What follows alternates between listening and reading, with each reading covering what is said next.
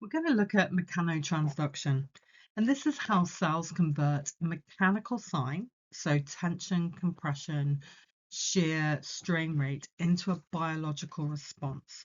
So gene expression, protein synthesis, matrix remodeling, and analgesic. In rehab, your exercise prescription is essentially a cellular conversion. So the dose, direction, and timing of load determines what the tissue hears and how they adapt. So what does the cell actually feel? So we have tension and strain. So this is length change. And we see this normally in tendons, muscles, and ligaments.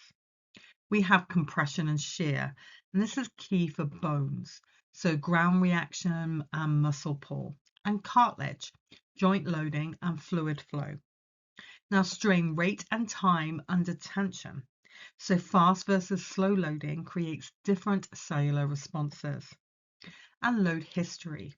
So tissues are sensitive to spikes. So acute chronic load mismatch is a common injury driver. Now, different tissues will react in different ways, and there are many different types of tissues in the human body. So tendons will see an increase in type 1 collagen synthesis.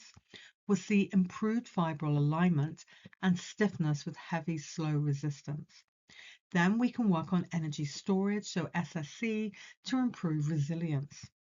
When we overload a tendon, we can see an increase in pain. Now, muscles. If we have mechanical tension plus metabolic stress, we will see an increase of size of muscle and strength. Now, eccentric loading supports the changes in the sarcomere, so within the muscle cells itself, and high-speed exposure restores neuromuscular readiness. Now, if we look at bones, they respond to brief high magnitude kind of novel strains, so linking into Wolff's law. Now, we require rest periods between bouts of fluid flow signaling. In cartilage, so this tolerates kind of moderate compression.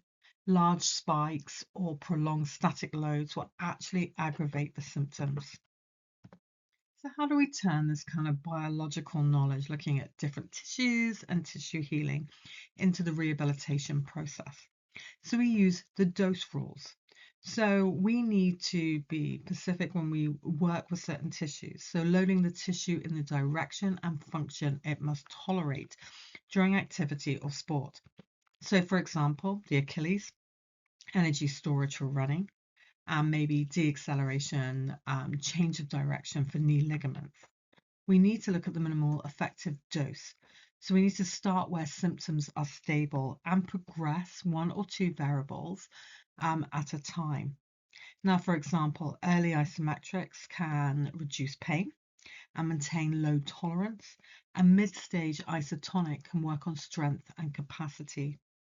Late energy storage, so plyometrics and sports-related skills can work, and pacing and rest. So tissues do need to recover for synthesis and cross-linking, especially between heavy tendon sessions.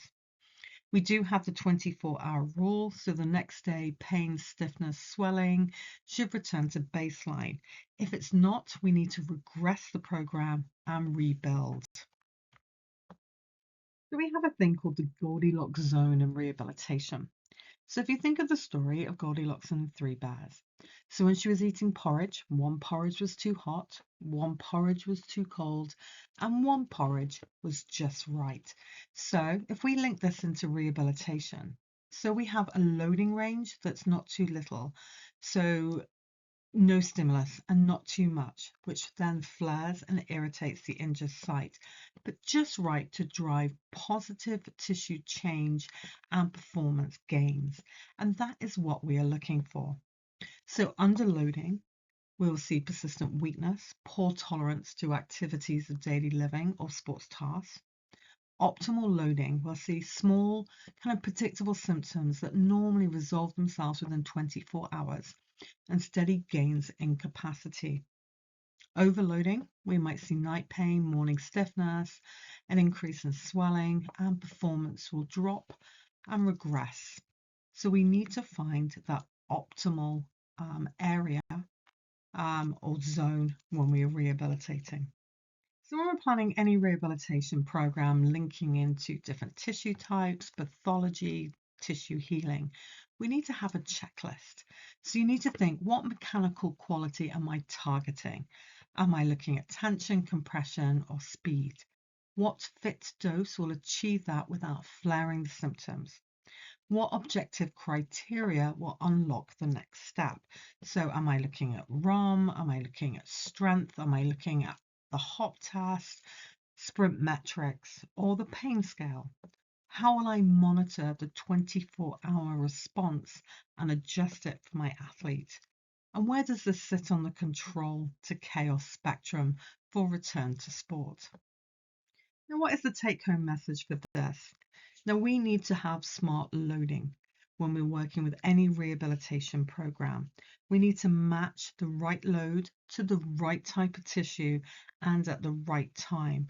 And then we need to watch the 24-hour response and use clear criteria, so clinical measures, objective measures, to progress the rehabilitation program.